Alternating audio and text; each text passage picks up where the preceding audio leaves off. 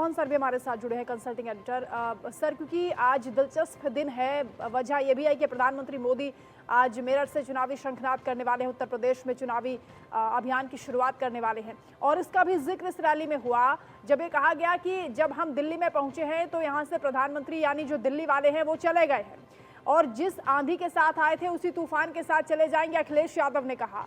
400 पार के नारे पर भी सवाल उठा दिया। और मैच फिक्सिंग की बात करते हुए राहुल गांधी कहते हैं कि ये अगर मैच फिक्सिंग नहीं हुई तो 180 का आंकड़ा पार नहीं कर पाएंगे, 400 का नारा दे रहे हैं।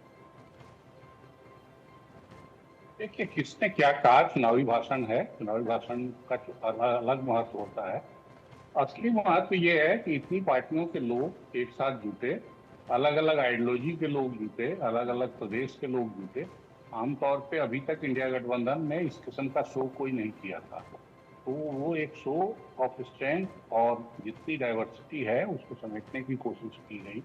भाषण किसने अच्छा बोला, किसने थोड़ा कमजोर बोला, वो अलग चीज है, लेकिन पॉलिटिकली इनके साथ आने का मैसेज अपने आप में मेरे ख्याल से काफी बड़ा है। और बड़ा इसलिए भी है कि सब एक दूसरे को मदद करेंगे, एक दूसरे की ताकत बनेंगे।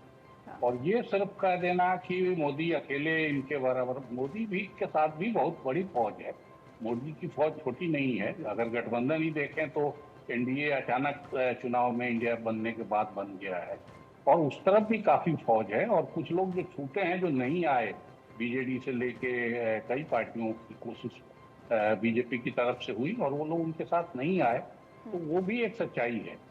चुनाव अब बीच में है, और जो जिन चीजों की मांग प्रियंका गांधी ने एक मांग पत्र के तौर पे की, मेरे ख्याल वो सारे मुद्दे वैलिड हैं, वो कोई इनवैलिड मसला नहीं है। चुनाव जिस तरह से हो रहा है, पॉलिटिक्स जिस किस्म से हो रही है, जिस किस्म से गिरफ्तारियां हुई हैं, कांग्रेस को नोटिस, कांग्रेस के खाते पर नजर, विपक्ष के एमएलए तक पे अभी बीच चुनाव में पार्टी उम्मीदवार बनाने में जिस किस्म से ईडी और सीबीआई और बाकी रेड और गिरफ्तारी, ये सब अभी भी कैलाश गहलोत यहाँ उनको नोटिस शुरू हो गया एक के बाद। और 2 बरस से इसी दिल्ली के जो कांड, हम सारी चर्चा वो करते रहे, तो इसलिए ये मसले कमजोर नहीं है। इन मसलों पे विपक्ष कैसा लड़ता है, और दूसरा ये है कि ये लोगों को कितना समझा पाते हैं, लोगों तक ये बात। मैसेजिंग के मामले में नरेंद्र मोदी का कोई जवाब नहीं है।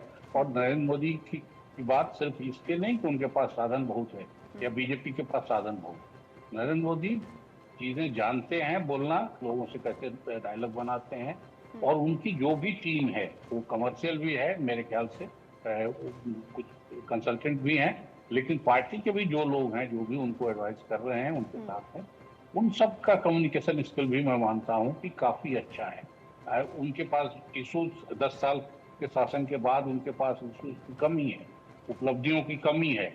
जो वायदे किए हैं उनको पूरा दो अभी मैनिफेस्टो आएगा तो पुराने 2 मैनिफेस्टो भी लोग याद करें तो उन्होंने क्या क्या कहा था, चुनाव प्रचार में क्या क्या कहा था, तो चीजें भी आएंगी।